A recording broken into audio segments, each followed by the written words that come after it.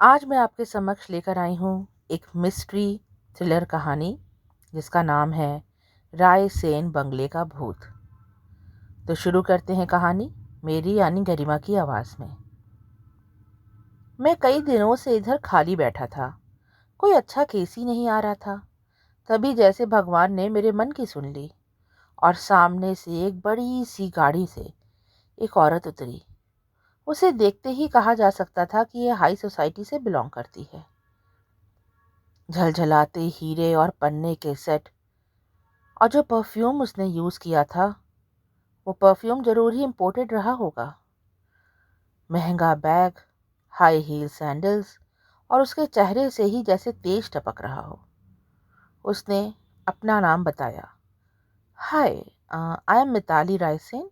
आप मिस्टर घोष है ना, द फेमस डिटेक्टिव? मैं मुस्कुरा उठा। मैं अपने आप को कभी फेमस नहीं समझता था, लेकिन हाँ, ये बात सच है कि मैंने कई केस सॉल्व किए थे। मैंने उन्हें चेयर दी और कहा, हाँ मैं ही मिस्टर घोष हूँ, बताइए।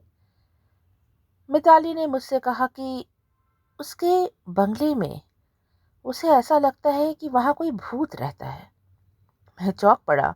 ऐसा केस तो मेरे पास कभी नहीं आया था।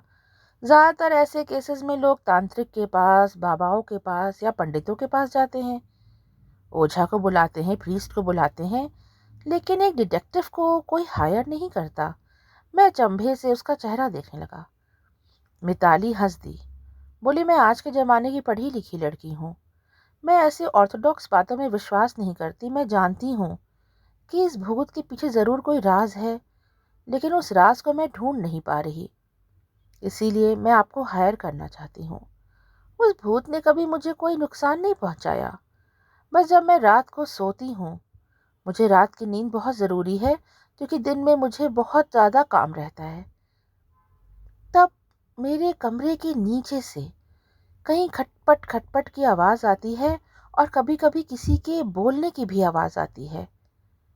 तब कभी कभी तो मुझे डर भी लग जाता है, क्योंकि मेरे घर की सिक्योरिटी बहुत ही ज़्यादा स्ट्रांग है। आपने मेरे पापा सत्यजीत रायसेन के बारे में शायद सुना हो। सत्यजीत रायसेन? मैं हड़बड़ा कर कुर्सी पर से उठ गया। आप सत्यजीत रायसेन सर की बेटी हैं? हम मिस मिताली।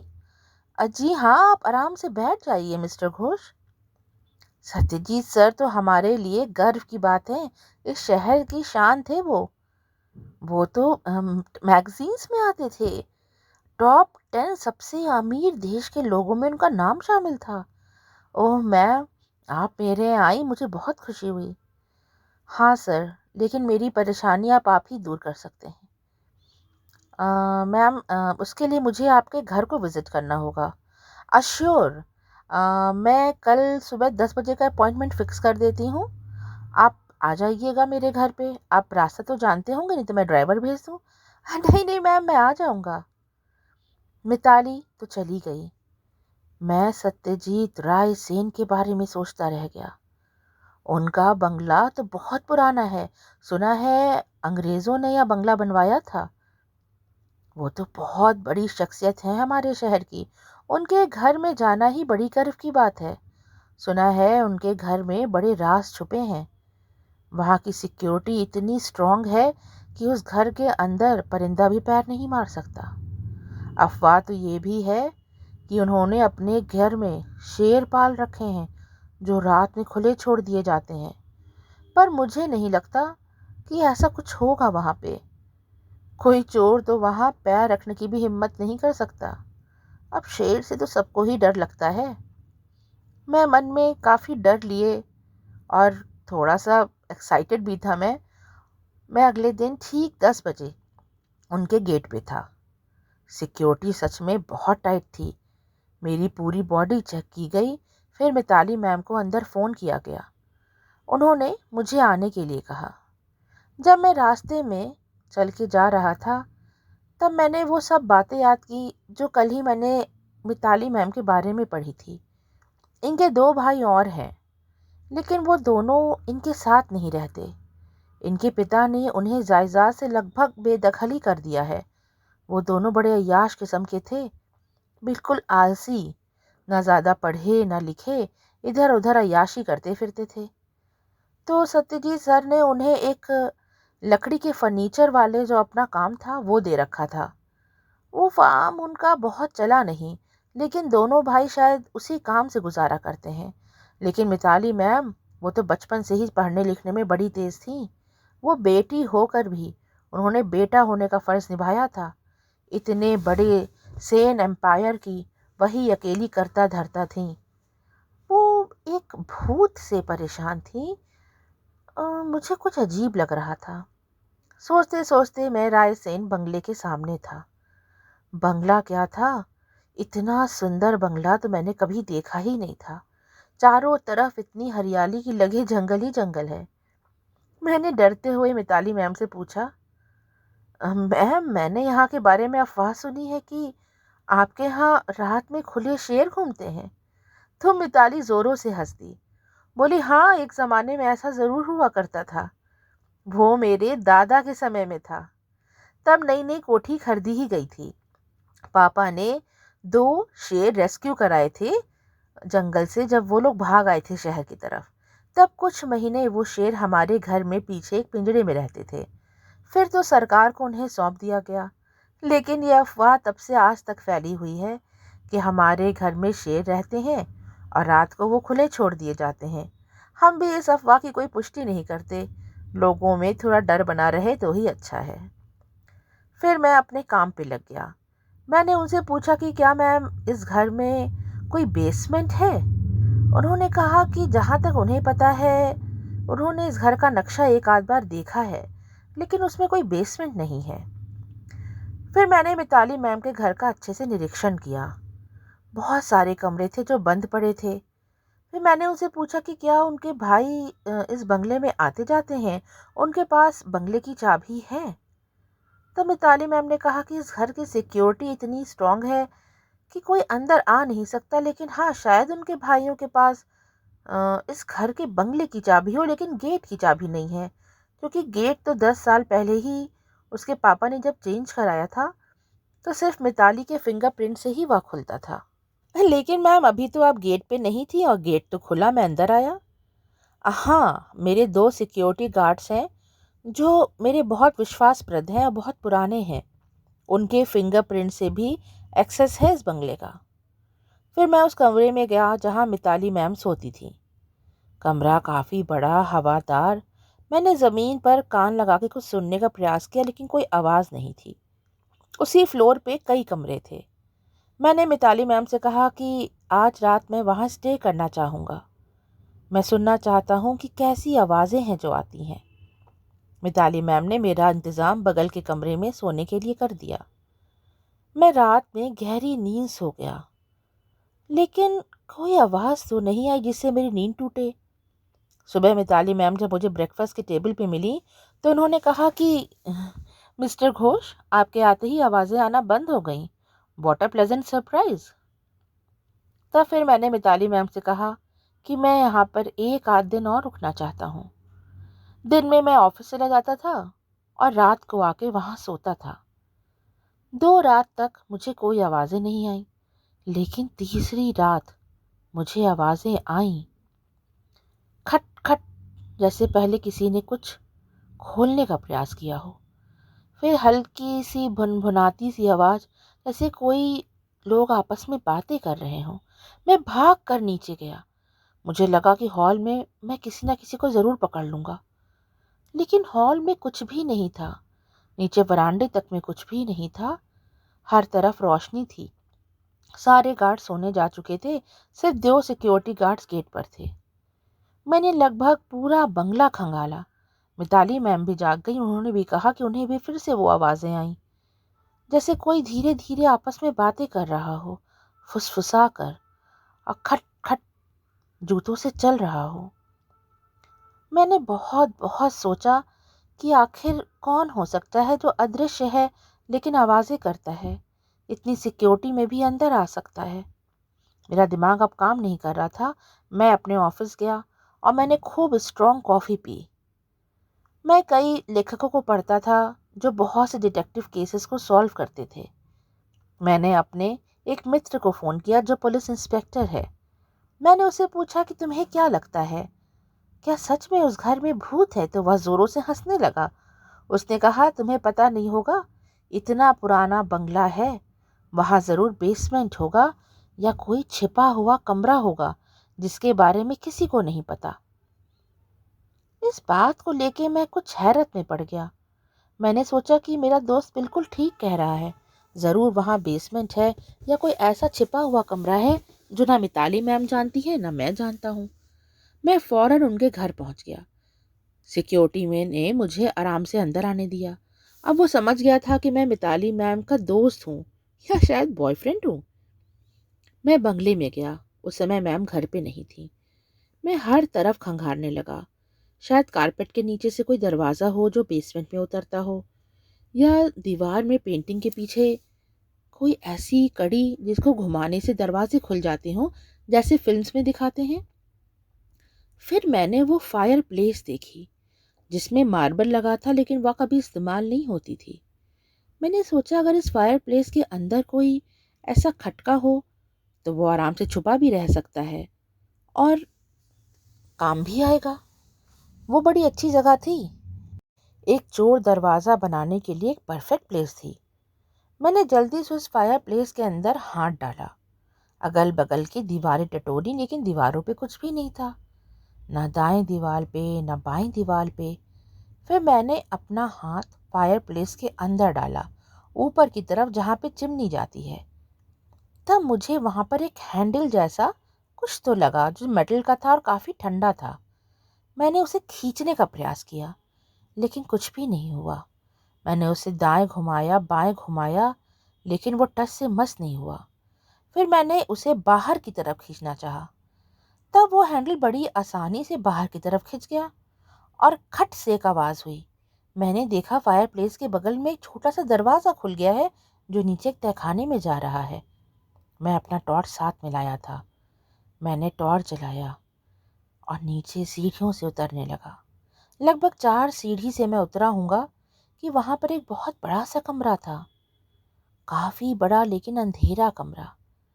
वहाँ पर एक टेबल था, लंबा सा टेबल जिस पे 4 कुर्सियाँ रखी थी और इस टेबल के ऊपर कुछ औजार जैसा रखा था। बगल में ही एक सोफ़ा पड़ा था जिस पर कई कुशन्स रखे हुए थे। मैं कुशन के पास गया, मैंने उसे दबा कर देखा, उसके अंदर रुई भरी थी।